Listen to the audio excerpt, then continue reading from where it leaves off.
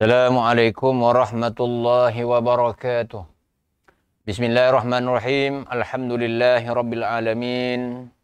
Wassalatu wassalamu ala sayyidina Muhammad wa ala alihi wa sahbihi ajma'in. Rabbi israh li sadri wa yassir li amri wahlul 'uqdatam min lisani yafqahu qawli. Subhanaka la ilma lana illa ma 'allamtana innaka antal alimul hakim. Allahumma ja'alna minat tawwabin waj'alna minal mutatahhirin waj'alna min ibadika salihin. Allahumma faqihna fid din wa 'allimna at-ta'wil ya arhamar rahimin ya mujibas sa'ilin amin ya rabbal alamin. Amma ba'd. Terima kasih kepada rakan-rakan pendengar di dalam Facebook Live ini. Saya berkesempatan untuk berkongsi pengetahuan dengan para jemaah, para penonton, para kawan-kawan yang berada di Facebook ini, mendapat jemputan daripada Pondok Maya Nur Fattah. Mudah-mudahan ianya dapat memberi manfaat kepada kita bersesuaian dengan temanya, kita dakwah sampai arwah. Jadi maksudnya perkongsian kita dalam ilmu dan seumpamanya, sehinggalah kita menuju ke hari yang akhir, iaitu ke alam yang berikutnya, yang dipanggil sebagai alam arwah, mana di kehidupan yang kedua ataupun penghujung kepada kehidupan di dunia ini. Jadi pada malam yang berbagi ini, saya nak kongsikan berkenaan dengan hadis 40 Imam Nawawi rahimahullah ta'ala, yang mana hadis 40 ini sangat terkenal, sudah dikenali ribuan tahun, hampir 1000 tahun. Kerana Imam Nawawi adalah antara ulama pada kurun yang ke-6 Hijrah. Jadi sekarang masuk kurun yang ke-15 Hijrah. Jadi sudah menghampiri 1000 tahun. Jadi manfaat yang sangat banyak yang boleh diambil daripada apa yang dikumpulkan oleh Imam Nawawi rahimahullahu ta'ala. Jadi saya nak kongsikan pada hadis yang ke-16 yang berkait dengan arahan ataupun sabdaan junjungan Nabi sallallahu alaihi wasallam agar kita menjadi orang yang dapat menahan kemarahan. Hadis ini riwayat daripada sahabat Abi Hurairah radhiyallahu anhu, anna rajulan qala lin Nabi sallallahu alaihi wasallam, "Awsini." Qala la taghdab, faraddada miraran. Qala la taghdab. Rawahul Bukhari. Maksud daripada hadis ini, Abu Hurairah radhiyallahu anhu meriwayatkan bahawa sesungguhnya seseorang lelaki, anna rajulan, seseorang lelaki bertanya kepada Rasulullah sallallahu alaihi wasallam, "Ausini, berilah aku nasihat." Memberi nasihat. Baginda Nabi sallallahu alaihi wasallam sabda, la taghdab, janganlah marah. Ia meminta nasihat kepada Nabi berkali-kali. Tetapi Nabi memberitahu juga dengan perkataan yang sama, la taghdab, janganlah kamu marah. Berdasarkan hadis ini diriwayatkan oleh Imam Bukhari dalam kitabnya Sahihul Bukhari, hadis bernombor 5765. Jadi hadis Bukhari ini termasuk antara hadis yang paling kukuh lah berdasarkan ilmu hadis. Yang pertamanya rawahul Bukhari wa Muslim, kemudian rawahul Bukhari. Jadi hadis ini hadis yang sangat diyakini di atas kesahihannya. Apakah kepentingan hadis ini yang dapat kita jadikan dia panduan dalam kehidupan kita? Jadi ulama-ulama menghuraikan hadis ini. Hadis ini merupakan hadis yang sangat hebat. Kerana apa hebatnya? Kerana ucapan yang sangat ringkas dan sangat padat maksudnya. Kalau kita dalam bahasa Arab disebut dengan dua perkataan. Bi kalimataini. Dua kalimah. Iaitu perkataan yang pertama, la, dengan maksud jangan, ataupun dalam bahasa Arab disebut la nahiyah, jangan. Taghdab, jangan marah, janganlah kamu marah. Jadi dua perkataan ini kita melihat ianya sangat ringkas dan padat, tetapi Masya Allah mempunyai maksud yang sangat mendalam. Yang ianya amat diguna pakai daripada zaman berzaman, bahkan ianya sangat relevan, sangat sesuai hinggalah hari kiamat. Satu nasihat yang sangat-sangat diperlukan oleh kita semua. Yang mana kalau kita perhatikan, masyarakat pada hari ini dengan sifat marah ini yang tidak terkawal. Jadi marah ni kita tak boleh buang. Itu sifat manusia. Tetapi biarlah marah itu marah yang positif. Marah yang kena pada masa dan waktunya. Janganlah marah yang tidak keruan, marah yang tidak bertempat. Maka sudah tentulah ia boleh memberikan kesan ataupun impak yang sangat negatif. Seperti mana pepatah Melayu mengatakan, marahkan nyamuk, kelambu dibakar. Itu pepatah Melayu. Hadis Nabi, la taghdab, janganlah kamu marah. Jadi itulah antara yang disebutkan kehebatan hadis ini, kerana dia ada hadis yang sangat hebat, sangat agung, kerana perkataan yang sangat ringkas tetapi memiliki maksud yang sangat luas. Itu antara yang disebutkan oleh Imam Al-Jurjani di dalam membahaskan kalimah la taghdab. Apakah huraian ataupun fiqhul hadis di dalam memahamkan keagamaan? Maka orang yang paling didoakan oleh Nabi SAW secara khusus supaya diberikan kefahaman dalam agama ialah sepupu baginda, iaitu Abdullah ibn Abbas. Maka Nabi SAW mendoakan khusus, Allahumma faqihu fid din wa alimhu bitawil. Ya Allah, berikanlah kefahaman agama kepada Ibnu Abbas dan ajarkanlah ilmu-ilmu takwil kepadanya. Jadi berdasarkan kepada doa Nabi SAW ini, maka terhitunglah Abdullah bin Abbas ini termasuk di kalangan ulama besar, di kalangan sahabat Nabi SAW. Min kibaril ulama, min kibaril a'immah, minas sahabah, ridwanullah alim ajma'in. Walaupun kita melihat Abdullah bin Abbas ini umurnya kecil ataupun dia terhitung di kalangan sahabat Nabi disebut min sighari sahabah. Dia ada min kibari sahabah, min sighari sahabah. Kalau disebut kibar maknanya dia umur yang tua. Kalau sigar umur yang kecil. Apakah maksud kibar dan sigar di sini? Kerana kibar itu merujuk kepada sahabat-sahabat yang umurnya sama ataupun seangkatan dengan Sayyidina Abu Bakar, dengan Sayyidina Umar, dengan Sayyidina Uthman, maka itu dikira sebagai min kibari sahabah. Adapun min sighar ini adalah di kalangan anak-anak mereka. Umur yang kecil. Tetapi dengan umur yang kecil ini, tetapi Abdullah bin Abbas menjadi rujukan, menjadi panduan, menjadi pedoman, menjadi tempat rujukan kepada para sahabat Nabi SAW. Hingga kan disebutkan dalam riwayat 4 khalifah, khulafa ar-rasyidin al-arba'ah al-ma'rufah ar-rasyidah, Abu Bakrin, thumma Umar, thumma Uthman, thumma Ali, ridwanullah alim ajma'in. Mereka berempat ini akan meminta pandangan dan juga buah fikiran daripada Abdullah bin Abbas, kerana mereka mengetahui bahawa banyak hadis-hadis yang diriwayatkan Ibnu Abbas, dan mereka mengetahui juga bahawa Nabi SAW mendoakan tentang kefahaman dalam agama kepada Abdullah bin Abbas radhiyallahu anhu. Sebab itu kita sebut perkataan fiqh itu satu kalimah yang penting, yang membawa makna kefahaman, yang mana dalam kesemua ilmu-ilmu akan disebutkan dengan fiqh.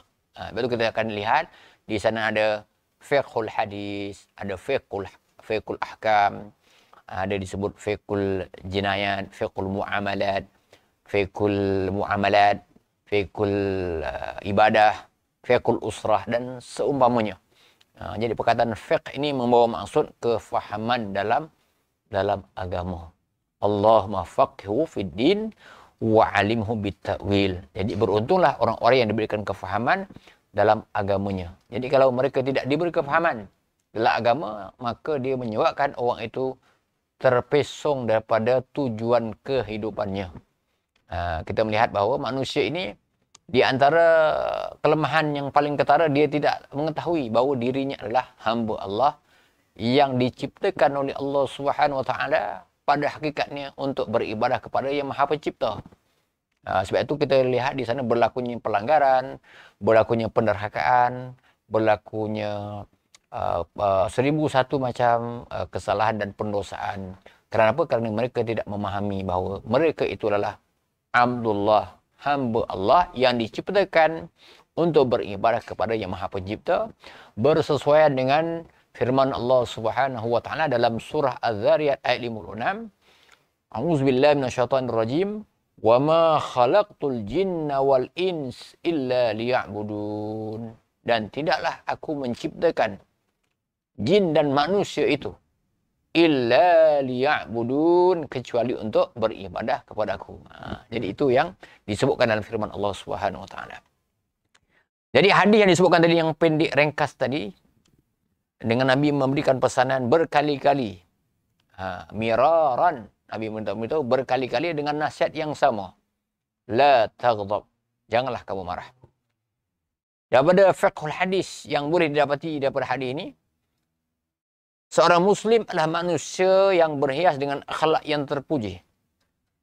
Dengan kesabaran, dengan rasa malu, dengan rasa tawadhu', dengan rasa mahabbah kepada manusia yang lain. Dalam dirinya akan terpancar tanda-tanda yang positif, tanda-tanda kebaikan, tanda-tanda kesopanan, mampu menahan segala beban dan berusaha tidak mencelakai orang lain. Bersifat pemaaf, penuh kesabaran, mampu menahan emosi jika ada orang yang memusuhinya atau membangkitkan emosinya. Dan dalam keadaan apapun wajahnya sentiasa berseri-seri. Ini huraian tentang fiqhul hadis di dalam membicarakan tentang akhlak seorang Muslim. Dengan huraian yang kita lihat tak panjang mana pun, hanya beberapa baris. Tetapi Masya Allah, untuk mencapainya bukanlah mudah. Bahkan mungkin mengambil masa bertahun-tahun, berpuluh tahun. Bahkan sampai ke akhir hayat, tak mampu nak mendapat sifat-sifat yang seumpama ini. Jadi mereka yang dihiasi dengan sifat-sifat ini, Masya Allah, termasuk orang-orang yang hebat di sisi Maha Pencipta. Kan disebut dengan rasa sabar, dengan rasa malu, dengan tawadhu', dengan mahabbahnya, mampu menahan segala beban, tidak mencelaki orang lain, penuh kesabaran, mampu menahan emosi bagi orang yang memusuhinya dan membangkit emosinya. Dan dia dalam keadaan wajah yang berseri-seri. Ini kita nampak beberapa baris perkataan. Tetapi Masya Allah, nak mencapainya, dia perlukan kepada mujahadah, perlukan kepada kesungguhan, perlukan kepada latihan, perlukan kepada memujuk diri, memujuk hati. Sudah tentulah memerlukan kepada orang-orang yang sentiasa mengamalkan ciri-ciri ta'abudiyah, ciri-ciri sebagai hamba Allah yang sentiasa beribadah dengan penuh keikhlasan, maka dia dapat dianugerahkan dengan sifat-sifat yang tersebut. Itulah yang selayaknya akhlak bagi seorang Muslim. Jadi kalau dia ada sifat mudah marah tadi, dia tak dapat menahan kemarahannya, kemarahan menguasai dirinya, sudah tentulah dia tak akan dapat yang disebutkan tadi, kan? Dengan sabar, dengan pemaaf, dengan kesabaran, mampu menahan emosi, dia tak akan dapat. Dia akan dapat yang sebaliknya. Sebab itu orang yang marah ini kalau tidak terkawal, barangkali dia boleh menyakiti orang lain. Bahkan mungkin membunuh orang tersebut dalam keadaan dia tidak sedar. Lebih-lebih lagi kita zaman penuh cabaran. Zaman COVID hari ini, kan? Manusia berada dalam keadaan stres yang berlebihan. Dan kalau kita lihat, memang agak menakutkan angka ini. Amerika Syarikat sudah 16 juta. Amerika Syarikat saja sudah 16 juta. Di dunia ini sudah menghampiri 80 juta yang terkena musibah COVID-19 ini. Sudah lebih daripada 1,6 juta yang mati asbab COVID ini. Jadi angka yang banyak. Banyak orang yang stres dan sebagainya. Orang yang marah cukup banyak.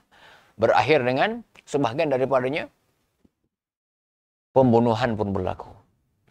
Tapi bukan kerana COVID ini saja. Dalam banyak hal-hal yang lain pun manusia melakukan kemungkaran, kejahatan, kezaliman, asbab kemarahan ini. Kemarahan yang membuak-buak. Kita nampak dalam keluarga, kalau marah itu mungkin melibatkan keluarga itu sendiri. Tetapi kalau sebagai seorang pemimpin, barangkali kemarahan itu menyebabkan pergaduhan antara dua negara.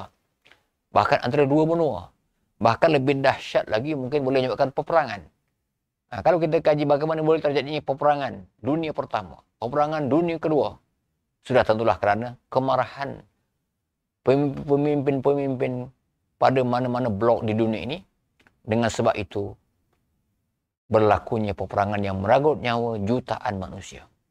Ini sebagai contoh lah. Jadi maksudnya, kemarahan itu akan menimbulkan 1001 keburukan yang lain.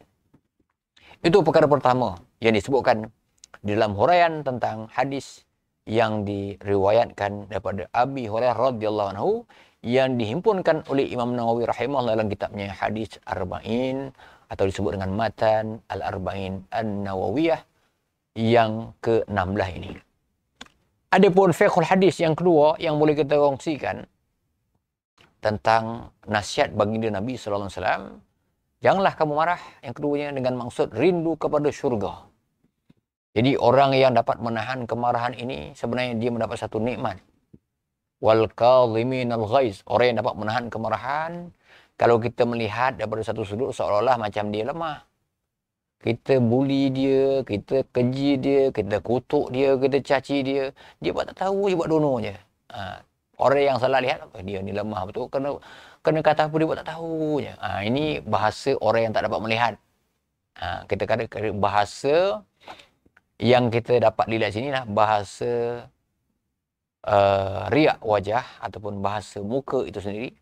Maka dengan demikian itu orang yang dilihat lemah tetapi pada hakikatnya dia adalah kuat. Bahkan ada hadis Nabi sallallahu alaihi wasallam yang beritahu, tahukah kamu siapakah orang yang kuat? Sahabat-sahabat bingung nak jawab. Maka disebutkan di sana bahawa janganlah kamu menyangka orang yang kuat itu orang yang kuat tubuh badannya. Tetapi yang kuat itu adalah orang yang dapat menahan kemarahannya ketika dia marah. Itulah orang yang paling kuat mengikut sabda, mengikut kiraan Nabi SAW. Jadi bila orang itu dapat menahan kemarahan, dengan arti kata dia mengingati nasihat Nabi SAW, maksudnya dia rindukan kepada syurga. Asyikhi nabil jannah. Itu para sahabat Nabi SAW, orang yang rindukan kepada syurga. Orang yang dalam tidurnya melihat syurga. Orang yang berperang boleh melihat syurga.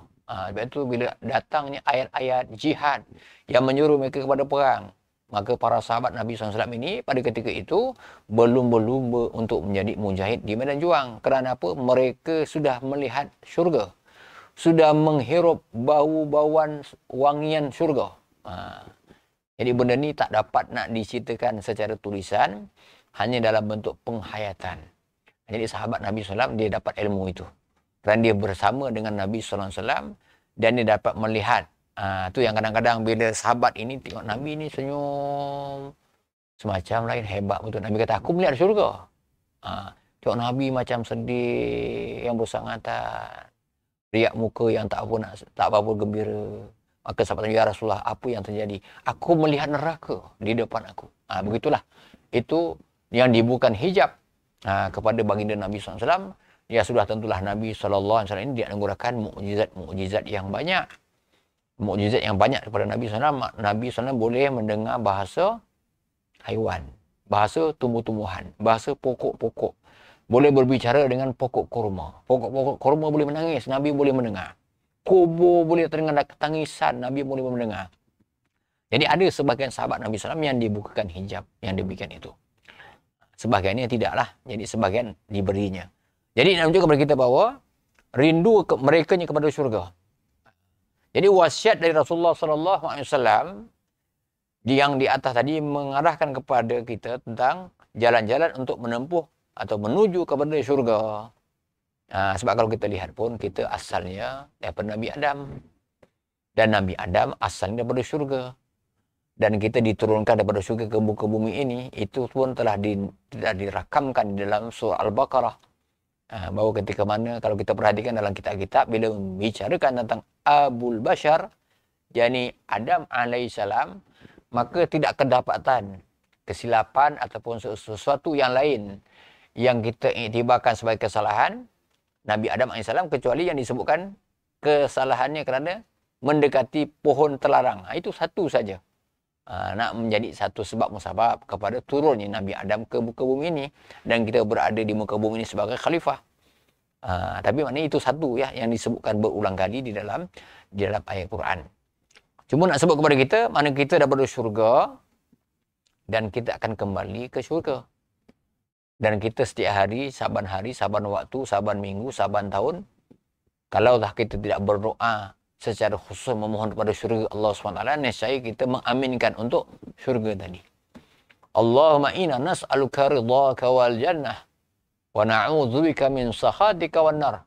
Ya Allah, ya Tuhan kami, aku memohon kepadamu keredaanmu, ridhaka wal jannah, dan syurgamu. Itu kita minta dah bertahun-tahun kita minta. Ataupun kita mengaminkan doa daripada imam-imam, daripada ustaz-ustaz, daripada sahabat-sahabat, daripada ibu kita, daripada bapa kita, daripada kawan kita. Kita doa, kita minta kepada Allah memberikan keredaannya dan syurganya. Jadi itulah kehidupan kita yang sebenar. Kehidupan yang sebenar di syurga. Dekat dunia ni kehidupan yang tidak sebenar. Bukan maknanya tak payah hidup. Kita pun tak boleh minta mati. Minta dipercepatkan mati, tak boleh. Kita minta supaya Allah memberikan kita husnul khatimah boleh. Kita minta cepat ya Allah matikan aku. Doa itu terlarang. Ada hadis-hadis yang melarang kita berdoa supaya minta mati. Kita minta supaya berikan kematian yang baik. Itu memang dituntut. Allahumma ihtim lana bi husnil khatimah wa la takhtim alaina bi su'il khatimah. Ya Allah, khatamkanlah kami, akhirkanlah kami dengan kesudahan yang baik, dan janganlah khatamkan kami, akhirkan kami dengan keburukan pada akhirnya. Itu memang dituntut oleh syarak. Jadi mereka hidup di dunia ini adalah bersifat sementara, dan kita mohon kepada syurga Allah Subhanahu wa taala dalam doa-doa kita. Tapi nak dapat syurga itu mestilah didahului oleh keredaan Allah Subhanahu wa taala. Kalau tak dapat redha Allah, memang tak dapat syurga. Sebab kena dapat redha dulu. Sebab itu gelaran anugerah yang paling hebat lah. Kan kita banyak anugerah ni. Dekat dunia ni orang buat macam-macam anugerah. Macam kita kat Malaysia ni macam-macam anugerah. Kalau kita dalam bahagian keagamaan ni biasa melibatkan hari-hari kebesaran Islam, maka di sana adalah anugerah Ma'al Hijrah, anugerah Maulidur Rasul sallallahu alaihi wasallam, kan peringkat antarabangsa, peringkat kebangsaan, peringkat daerah, peringkat setempat dan seumpamanya. Dengan tujuan menggalakkan orang untuk berbuat kebaikan. Baguslah dari satu sudut. Cuma kita nak sebut anugerah yang paling hebat ialah anugerah keredaan Allah Subhanahu wa taala yang sebagaimana diberikan kepada sahabat baginda dengan gelaran radhiyallahu anhum wa radu'an. Allah redha kepada mereka dan mereka redha kepada Allah, dan itulah kemuncak kepada anugerah yang Allah beri kepada manusia. Bila Allah dah redha, maka Allah akan berikan rahmatnya dan Allah akan berikan syurga kepadanya. Jadi disebut kita minta kepada Allah memberikan rahmatnya, Allah memberikan redhanya. Walaupun kita ini melakukan ketaatan, melakukan ibadah yang diwajibkan kepada kita, tetapi ketika mana Nabi SAW memberitahu tentang rahmat Allah Subhanahu Wa Taala, maka Nabi sendiri memberitahu kepada para sahabat baginda, sesungguhnya kamu semua masuk ke dalam syurga Allah itu dengan rahmat Allah dan bukan dengan amalan kamu. Atau kama qala sallallahu alaihi wasallam. Maka para sahabat pun bertanya kepada Rasulullah, ya Rasulullah, adakah engkau juga termasuk begitu? Maka Nabi SAW mengatakan, bala. Rasulullah kata, aku pun sama. Aku masuk syurga dengan rahmat Allah, bukan dengan amalan aku. Bukan maksudnya kita tak perlu beramal. Nak memberitahu kepada kita bahawa masuk ke dalam syurga Allah SWT itu dengan rahmat Allah Subhanahu wa taala. Dan terkadang Allah menjelaskan di dalam Al-Quran itu perkataan rahmat itu dengan maksud syurga. Sebagai contohnya firman Allah yang berbunyi, A'udzubillahi minasyaitonirrajim, fa fi rahmatillah hum fiha khalidun. Maka di dalam rahmat Allah Ta'ala itu, mereka itu kekal di dalamnya. Maka rahmatillah. Maka ulama-ulama ahli tafsir mentafsirkan apakah maksud rahmat di situ? Maka rahmat di situ maksudnya al-jannah, surga Allah Subhanahu wa taala.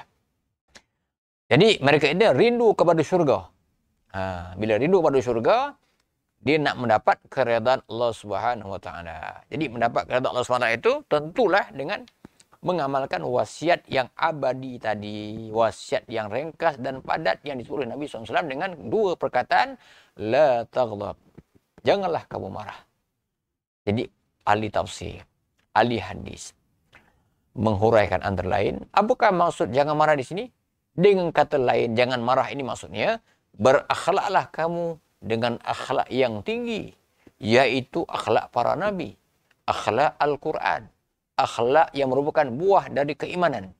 Kerana jika engkau berakhlak dengannya hingga menjadi kebiasaanmu, bahkan menjadi tabiat dan watakmu, maka jika ada sesuatu yang menyebabkan kemarahan, nescaya kemarahan itu akan hilang dari kamu. Dan kamu akan mengetahui jalan yang menghantarmu menuju kepada keredaan Allah dan syurganya. Jadi nak tunjukkan mana? Orang-orang yang rindu kepada syurga Allah SWT, maka dia adalah orang-orang yang dapat menahan kemarahannya. Orang yang dapat menahan kemarahan ini siapa? Disebutkan ini akhlak yang tinggi. Akhlak yang tinggi. Khuluqin azim. Akhlak yang tinggi. Akhlak yang besar. Siapa antara mereka? Sudah tentulah golongan yang pertama yang tertinggi di sisi Allah SWT, iaitu para nabi-nabinya. Sebab itulah tuan-tuan, hadirin, hadiran, muslimin, muslimat yang dirahmati Allah Subhanahu wa taala. Bila kita dah beribu kali kita menyebut dalam doa dalam surah Al-Fatihah, Ihdinas siratal mustaqim, siratal ladzina an'amta 'alaihim, ghairil maghdubi 'alaihim waladdallin. Amin. Tunjukkanlah kami jalan yang lurus. Ihdinas siratal mustaqim. Siapa jalan yang lurus itu? Bagaimana jalan yang lurus? Siratal ladzina an'amta 'alaihim. Jalan orang-orang yang engkau anugerahkan nikmat atas mereka. An'amta 'alaihim. Siapakah mereka ini? Maka ahli tafsir mengatakan, minan nabiyyin was-siddiqin wasyuhada was-salihin wa hasuna ulaika rafiqa. Jadi orang-orang yang disebutkan berada di atas jalan yang lurus, jalan hidayah, jalan yang diridai oleh Allah SWT, yang paling utama sekali nabi-nabi lah. Jadi begitu dengan akhlak tadi. Akhlak yang paling tinggi, akhlak nabi-nabi. Kemudian akhlak para sahabat baginda. Kemudian tabi'in. Kemudian tabi'in. Kemudian tabi'in. Hinggalah dari masa ke semasa, hinggalah hari kiamat. Jadi begitulah yang ditunjukkan. Orang-orang yang rindukan kepada syurga Allah SWT, maka insya-Allah dia dapat mengamalkan hadis tadi, la taghdab. Kalau dia tak sampai yang begini, maka dia akan lebih kerap lah untuk marah. Akan lebih kerap dia susah menahan kemarahan. Jadi inilah di dalam kehidupan kita tak dapat lari daripada sifat marah. Cumanya marah itu ada yang positif. Sebagaimana Nabi SAW ketika berkhutbah, matanya merah. Itu marahan tu marah yang kena pada tempatnya lah. Tapi kalau saja-saja marah, sikit-sikit marah yang tidak ketahuan dan sebagainya, maka sudah tentulah dia akan menyebabkan kerosakan yang lebih banyak. Yang kita sebutkan tadi, kalau dalam keluarga anak itu marah, hilang kemarahan, barangkali dia boleh mencederakan adik-beradik yang lain. Bahkan lebih dahsyat lagi, barangkali dia boleh mencederakan ibu bapanya. Bahkan yang lebih dahsyat lagi, dia boleh membunuh ibu bapa dalam tanpa dia sedar. Ini berlaku dalam masyarakat. Bukan sekadar dalam masyarakat orang kafir, dalam masyarakat orang Islam pun kita berlaku. Kedapatan orang-orang yang membunuh dalam sanak saudaranya kerana kemarahan tadi. Hadirin hadirat yang dirahmati Allah SWT. Perkara yang ketiga disebutkan di sini, Bila disebut marah, maka ia ada kaitan dengan sabar. Sabar, marah. Kalau orang tu boleh sabar, dia boleh tahan kemarahannya. Kalau dia tak boleh tahan marah, maknanya dia tak sabar. Macam itulah. Kesabaran adalah kunci kemenangan dan keredaan. Jadi kesabaran ni disebut pada sesetengah riwayat. Iman itu ada banyak cabang-cabang dan cawangannya. Tapi disebut kata, as-sabr nisful iman. Sabar itu separuh daripada keimanan. Nak tunjukkan maknanya betapa payah nak dapat sabar, betapa pentingnya kesabaran di dalam kehidupan. Sehingga kan kita akan sentiasa menyebut kalimah sabar. Dan dalam majlis-majlis, kalau kita melihat, majlis-majlis dibukakan dengan bacaan Al-Fatihah. Itu jelaslah. Majlis kesyukuran ke, majlis buka majlis ke, majlis masuk dalam rumah ke, nak buka majlis, apa-apa saja majlis, maka kita akan mulakan dengan bacaan Al-Fatihah.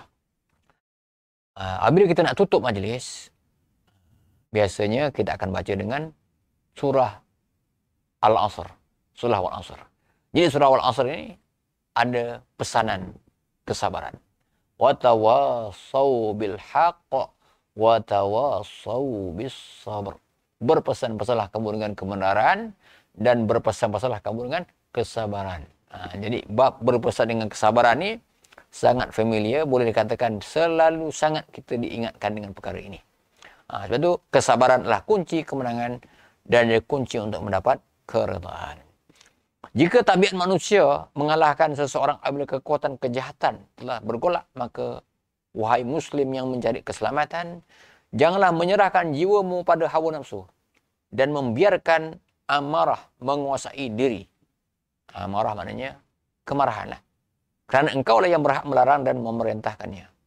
Namun perangilah nafsumu. Kerana manusia ni memang ada nafsu, dia tak boleh dibuang. Kalau malaikat itu tidak ada nafsunya, dia akan sentiasa taat. Kalau syaitan itu, dia tidak akan pernah taat, dia akan sentiasa berbuat kedurhakaan. Jadi manusia itu berada di pertengahan antara malaikat dan syaitan. Itu yang kadang-kadang ada disebut, manusia ni, hebat dia ni. Bersifat dengan sifat-sifat kemalaikatan. Bukan dia malaikat. Malaikat tak pernah buat silap. Tapi manusia ni macam mana ajaibnya pun, wali macam mana hebat pun, dia akan melakukan kesilapan. Tambah lagi kita insan biasa. Ini dah pasti. Sebab itulah Nabi SAW memberitahu kepada umatnya, kau janganlah susah hati. Sebab manusia ni memang akan buat silap. Buat silap ni, orang putih sebut, confirmation. Pasti buat silap. Sebab itulah Nabi sebut pesan. Nabi kata, innal insana. Dengan perkataan inna, dalam bahasa Arab tersebut inna ni menunjuk kepada taukid. Taukid ni mana menunjuk kepada kepastian.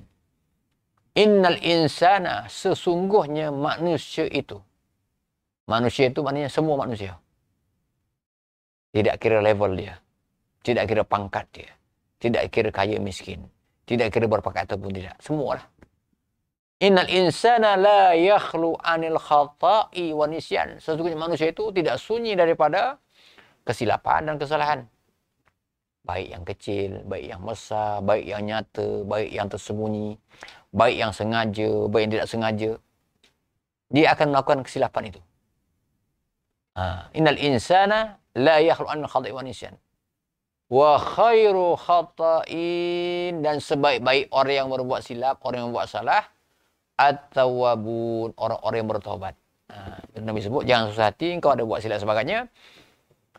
Cumanya engkau banyakkanlah taubat. Itu Nabi sebut. Sebab itu Nabi menggalakkan kita sentiasa bertaubat dan beristighfar. Serengkah-rengkahnya, astaghfirullah. Itu paling ringkas lah. Tapi bahasa moden ni saya pun tak tahu ada sebut astaga. Jadi astaga ni tak ada pahala. Dan tak ada maksud. Tapi kalau disebut paling tidak pun astaghfirullah, itu paling ringkas. Aku mohon ampun, aku bertaubat kepadamu ya Allah. Panjang sikit, astaghfirullahaladzim. Panjang lagi, sambung, panjang banyak lagi. Tapi itu setidak-tidaknya lah. Astaghfirullah, astaghfirullah. Ulanglah berapa banyak kali pun. Tapi itulah lidah kita manusia ni, kita sebut astagfirullah banyak kali dah sepenat. Tapi sebut lain-lain beribu kali pun tak penat-penat. Jadi ini ada kaitan dengan hati manusia lah. Jadi kalau hati itu sudah cerah, secerah matahari, secerah bulan purnama, jadi mudah bagi dia untuk menyebut astagfirullah. Barangkali kalau wali-wali Allah ini, mereka menyebut astagfirullahaladzim itu 24 jam. Barangkali tidurnya pun dia beristighfar. Barangkali kalau dia melatah pun bunyi istighfar juga. Ini orang-orang yang lemah iman, dalam keadaan dia beristighfar pun dia boleh gelak. Dia boleh gelak seakan astagfirullah sampai bergelak. Memang tak jadilah. Jadi itulah maksudnya, hendaklah seseorang itu memerangi nafsunya. Memerangi ini maksudnya dia mendidiklah. Mendidik nafsunya. Nafsu ini tidak boleh dibuang. Kerana dia adalah benda yang diciptakan berserta dengan manusia itu sendiri. Jadi maksudnya, kesabaran mengawal nafsunya, mengawal kemarahannya. Maka itu adalah kunci kepada kemenangan dan keredaan. Berdasarkan kepada firman Allah Subhanahu wa taala dalam surah Al-Imran ayat yang ke-133 134. A'udzubillahi minasyaitonir rajim. Wasari'u ila maghfiratin min rabbikum wa jannatin arduhas samawati wal ardh u'iddat lil muttaqin alladzina yunfiquna fis sarra'i wal dharra'i wal kadhiminal ghaidh wal 'afina 'anil nas wallahu yuhibbul muhsinin. Dan bersegeralah kamu kepada keampunan dari Tuhanmu dan kepada syurga yang luasnya seluruh langit dan bumi, yang disediakan untuk orang-orang yang bertakwa, yaitu orang-orang yang menginfakkan hartanya sama ada ketika lapang ataupun susah, dan orang-orang yang menahan kemarahannya dan memaafkan manusia lain. Allah mencintai orang-orang yang berbuat baik. Surah Al-Imran ayat 103 hingga 134. Jadi menunjukkan bahawa menahan kemarahan itu termasuk daripada ciri-ciri orang yang mendapat kecintaan Allah Subhanahu wa taala. Wallahu yuhibbul muhsinin. Sesungguhnya Allah mencintai orang-orang yang buat kebaikan tadi. Jadi perbuat kebaikan tu banyaklah. Antara dalam ayat ini disebut yang sentiasa banyak meminta ampun kepada Allah, yang memenafahkan hartanya dalam keadaan lapang ataupun susah. Kan? Kalau kita lapang mungkin kita lebih mudah, kalau kita susah biasanya kita payah sikit nak bagi, tapi dia pun boleh bagi juga. Maka itu lagilah sifat Allah SWT akan mencintai orang-orang yang membuat kebaikan itu tadi. Hadirin yang mati Allah SWT, begitulah antara perkara-perkara yang memberikan kebaikan kepada kita, memberikan kemaafan, memaafkan manusia lain, sehinggalah Allah SWT akan mengkategorikan, meletakkan seseorang itu berada dalam kebaikan, dalam golongan yang mendapat redanya, dalam golongan yang mendapat rahmatnya, dalam golongan yang mendapat keberkataannya, dan mendapat syurganya di akhirat nanti. Imam Hasan Al-Basri berkata, antaranya Imam Hasan Al-Basri termasuk tabi'in, kerana beliau pernah bertemu dengan sahabat Nabi SAW. Jadi Imam Hasan Al-Basri berkata, 4 perkara yang sesiapa ada di dalamnya, 4 perkara. Kalau mereka ini ada 4 ini, nescaya Allah akan menjaganya dari syaitan. Syaitan ini musuh yang nyata. Disebutkan dalam ayat Quran banyaklah, antaranya A'udzubillahi minasyaitonir rajim wala tattabi'u khutuwatis syaitan. Janganlah kamu mengikut jejak langkah syaitan. Innahu lakum aduwwum mubin. Kerana sesungguhnya syaitan itu musuh kamu yang nyata. Tapi kalau orang ni dapat jaga 4 perkara ini, maka nescaya Allah akan menjaganya dari syaitan. Satu, dan diharamkan ke atasnya neraka. Jadi neraka lagi daripada dia. Diharamkan neraka. Iaitu orang yang mampu mengawal nafsunya ketika bergolak, orang yang ketika merasa takut, ketika berakhirnya bergejolak, dan juga ketika marah. 4 perkara. Iaitu mengawal nafsu ketika bergolak, ketika merasa takut, ketika berakhir bergelojak, dan ketika marah.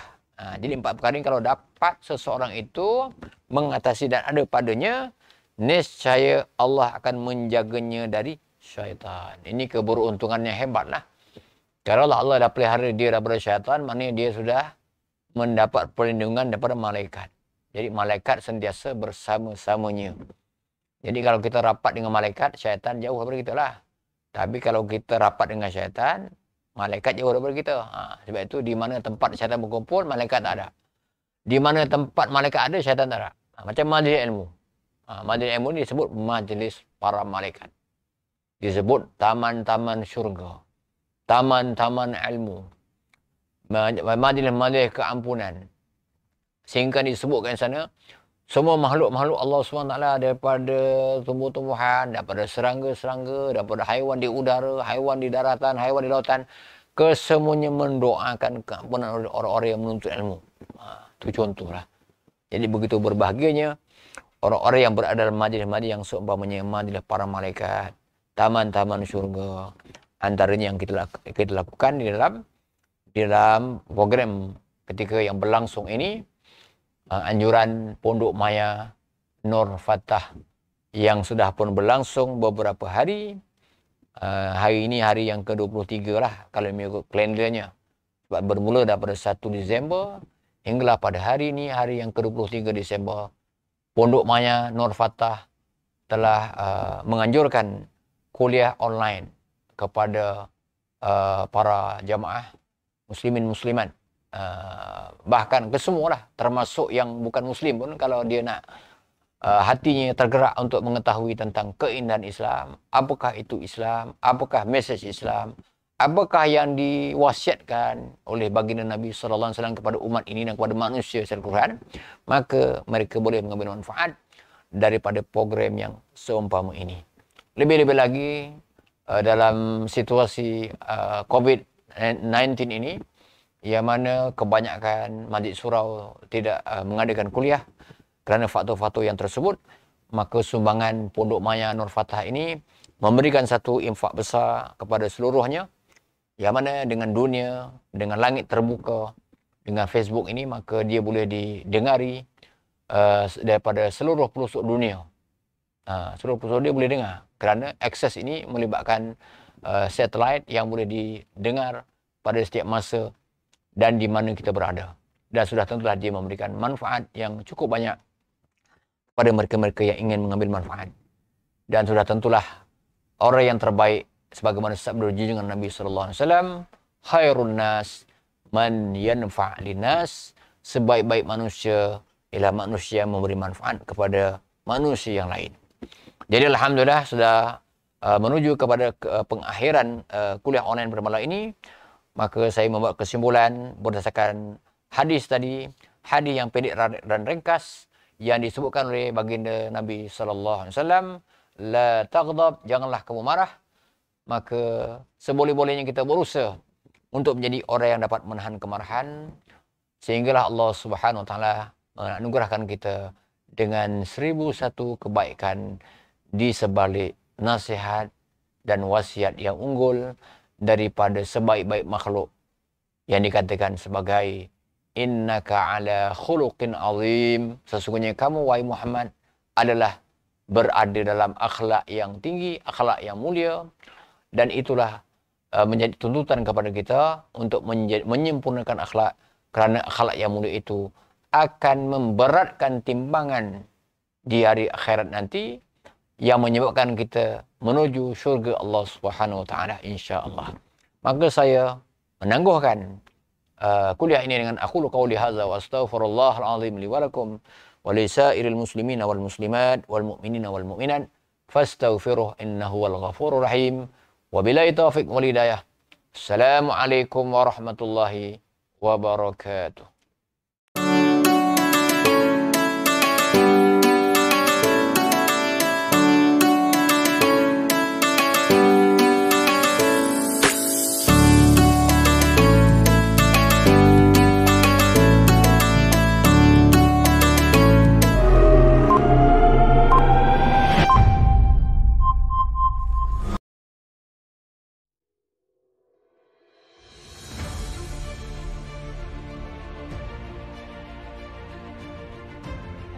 Skuad Pengurusan Jenazah Malaysia merupakan sebuah badan bukan kerajaan NGO peringkat kebangsaan yang khusus berkhidmat dalam pengurusan jenazah sama ada di dalam dan luar negara. Pihak SPJM berpengalaman dalam menguruskan jenazah-jenazah kritikal seperti jenazah reput, HIV/AIDS, TB, COVID-19 dan lain-lain. Berdaftar secara rasmi di bawah Jabatan Pendaftaran Pertubuhan Malaysia ROS sebagai sebuah pertubuhan bertaraf kebangsaan pada tanggal 24 Januari 2018. Bertujuan membantu waris yang kurang berkemampuan dalam mengendalikan urusan jenazah ahli keluarganya dan mendidik masyarakat tentang keperluan mendalami ilmu pengurusan jenazah.